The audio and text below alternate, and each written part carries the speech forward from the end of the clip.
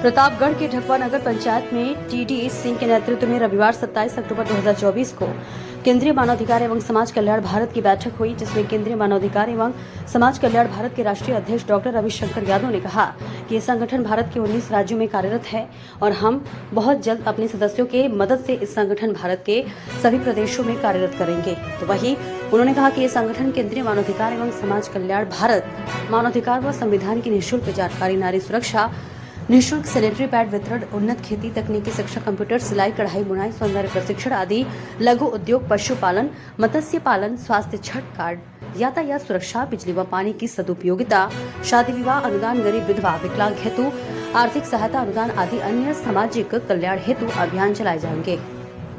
ये अभियान नवंबर बाद चालू कर दिए जाएंगे और इसी कड़ी में सभी सदस्यों ने मिलकर ये शपथ लिया कि हम अपने ईश्वर को साक्षी मानकर यह शपथ लेते हैं कि हम अपने संस्था के उद्देश्यों को पूरा करेंगे। हम शपथ लेते हैं कि हम मानव में मानवीय गुण का विस्तार करेंगे। हम शपथ लेते हैं कि हम प्रत्येक नागरिक को उसके अधिकारों और कर्तव्यों को अवगत कराएंगे। इसी बीच सचिव श्याम सिंह, कोषाध्यक्ष राकेश कुमार श्रीवास्तव, सह सचिव सुशीला ग्रहरी, टीडी सिंह, राय साहब सिंह, कैलाशनाथ यादव, श्याम जी यादव, विनोद विश्वकर्मा और संगठन के 100 से अधिक सदस्य मौजूद रहे। अधिनायक जय हे भारत भाग्य विधाता, पंजाब सिंध गुजरात मराठा द्राविड़ उत्कल बंग, विंध्य हिमाचल यमुना गंगा उज्जल जलधि तरंग, तब शुभ नामे जागे, तब शुभ आशीष मांगे, गाए तब जय गाथा, जनगण मंगलदायक जय हे भारत भाग्य विधाता, जय हे जय हे जय हे जय जय जय जय हे। भारत माता की जय, भारत माता की जय, मानवाधिकार जिंदाबाद, मानवाधिकार जिंदाबाद, भारत माता की जय।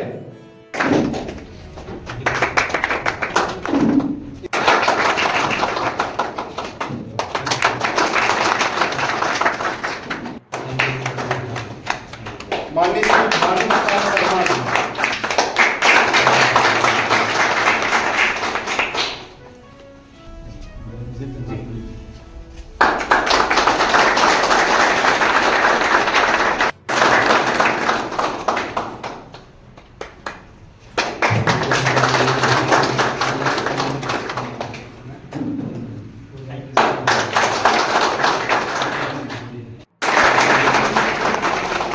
एसपी सिंह जी, शशि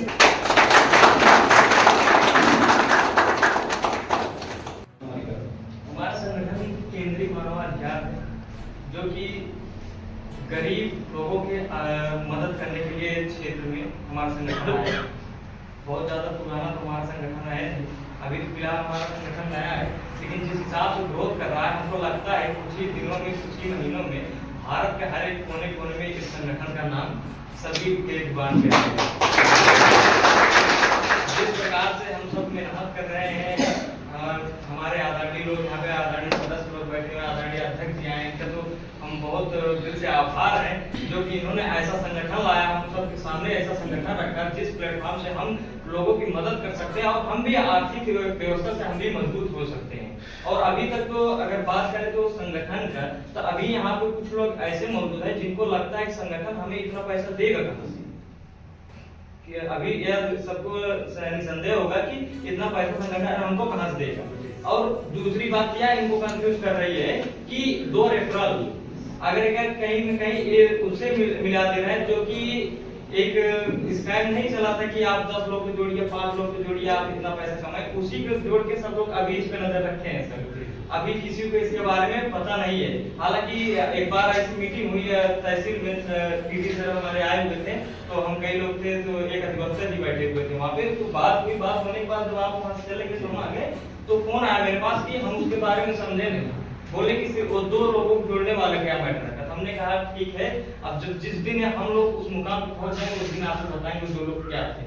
और दो लोग आप भी हो सकते हैं, आप गरीब लोगों को भी ला सकते हैं। देखिए मेन फंडा है कि हमारा संगठन जो है, पहले बात तो जात और धर्म को खत्म करने के लिए हमारा संगठन सबसे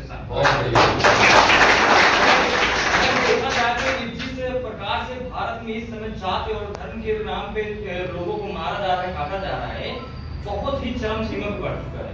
संगठन सबसे पहले काम करता है जात धर्म और नारी शक्ति, जो कि हर जगह पे अभी कई हादसे सुनाई दिए, बंगाल में एक हादसा सुनाई दिया जिससे पूरा भारत में सन्नाटा छाया रहा।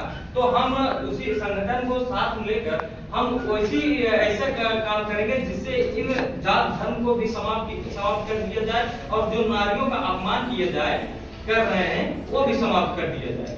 तो हम ये चीज कर पाएंगे जब हम एक साथ मिलकर रहेंगे तब कर सकते हैं, क्योंकि लोग बड़े बुजुर्गों की कहा सुना हूं मैं कि अगर एकता है तो एकता में ताकत होती है, तो संगठन इसीलिए बनाया जाता है। तो अभी हमारे आदरणीय सर जी आए थे, बहुत ही अहम बात बता के गए कि हम प्रैक्टिकली काम करके देख लिए कि 1 रुपया अगर इकट्ठा करके इतना पैसा हो जाएगा। आज तो ऑनलाइन पैसा आ जा रहा है, घर बैठे बैठे आ जा रहा है। तो हमें सिर्फ यह सोचना है कि देखना है कि कौन सताया जा रहा है, कौन गरीब है, कौन कहाँ जात है। अभी तो संगठन हमें मजबूत कर रहा है, हम मजबूत होंगे साथ साथ उनको भी देंगे और उनको न्याय दिलाएंगे। अगर कोई परेशान हो रहा है, किसी कारण उनको दिक्कतें आ रही हैं, उनके साथ कंधे से कंधे मिलाकर रहेंगे।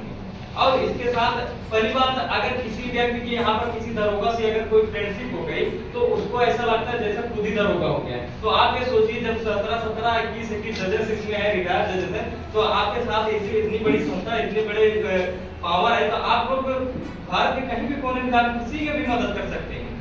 न्यायमूर्ति जब हमारे साथ खुद है, जो कि न्यायमूर्ति है, जहाँ से लोग न्याय की आस है, तो जब खुद हमारे साथ है, हम लोगों को मदद करने के लिए काहे नहीं पीछे है।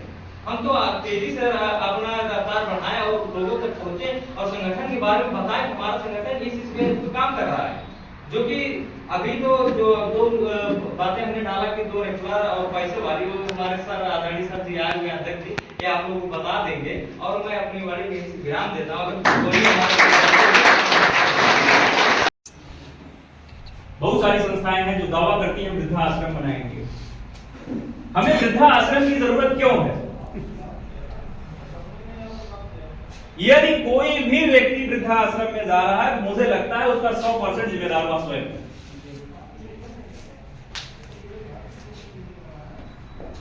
अब थोड़ा सा हम लोग लॉजिकल तरीके से बात करेंगे सर। हम आप देखते हैं हमारे समाज में एक पिता है जिनके पास 4 बच्चे, 5 बच्चे, 2 बच्चे, 1 बच्चे जो भी हैं, वो पति पत्नी मिल करके अपने बच्चों को पालन पोषण करने के लिए हर वो कार्य करते हैं जिससे उनके बच्चे को डेवलप किया जा सके। वो भूखे रह लेते हैं लेकिन अपने बच्चे को भूखा नहीं रखते हैं।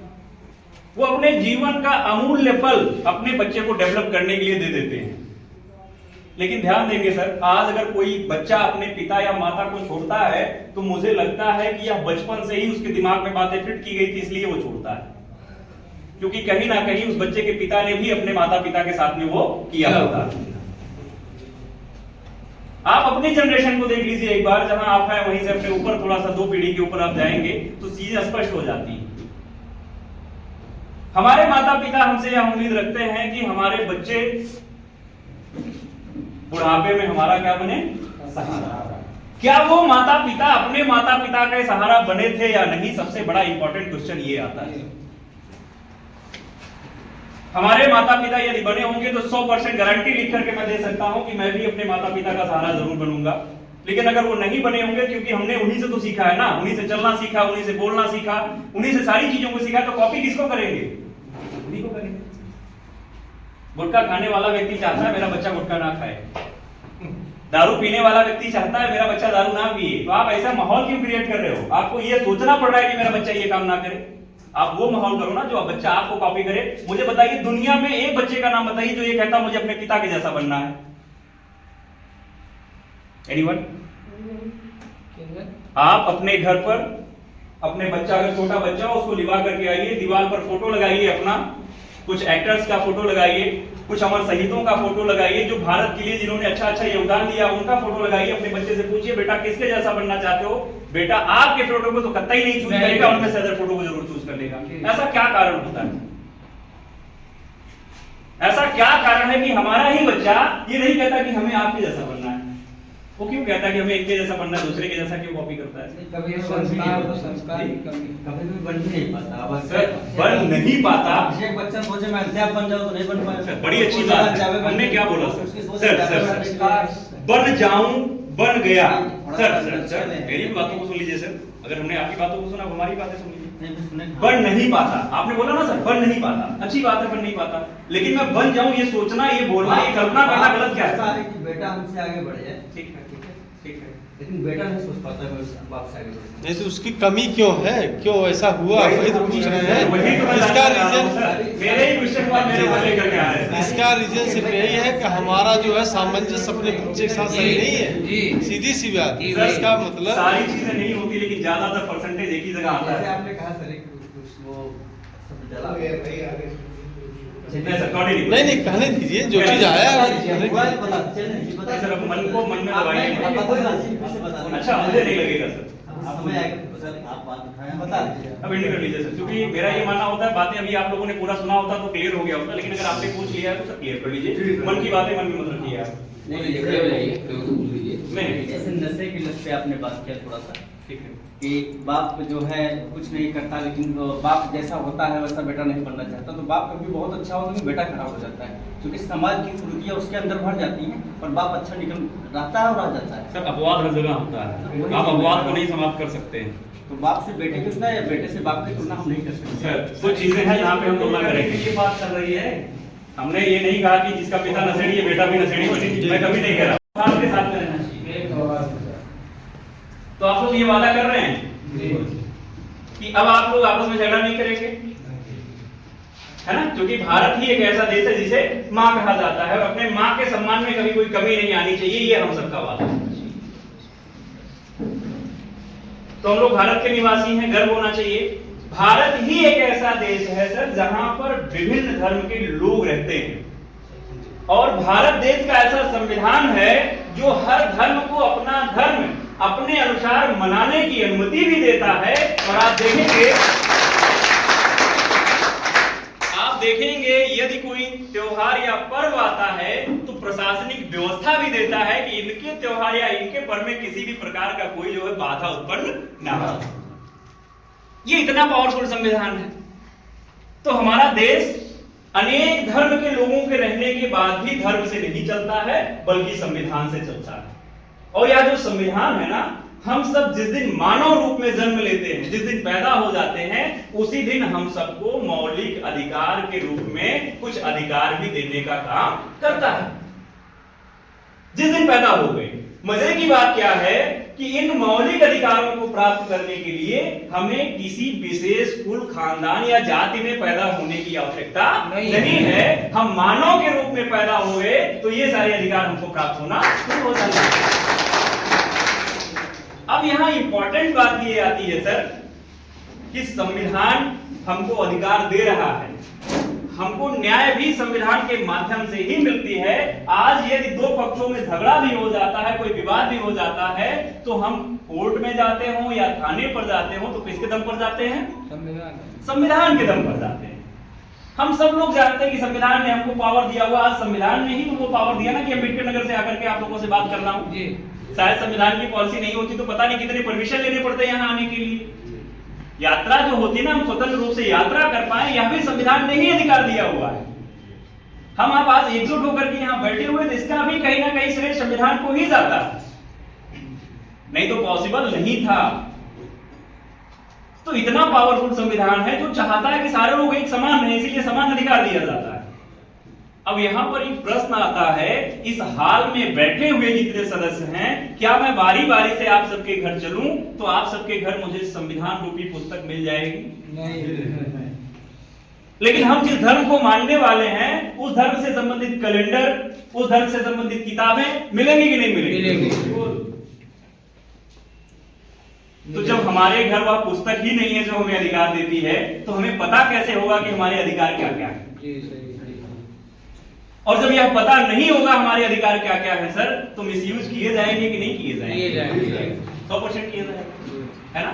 तो हमारे भारत के हर नागरिक मिसयूज से बचे कैसे, उसके लिए संस्था ने मिशन बनाया कि हम भारत के हर नागरिक को निःशुल्क में मानवाधिकार पढ़ाएंगे, निःशुल्क में संविधान सिखाएंगे, कोई भी चार्ज नहीं लिया जाएगा। अब यहां बहुत महत्वपूर्ण बात ये आती है, आज के डेट में हम सब लोग एक जबरदस्त व्यवस्था के साथ में हैं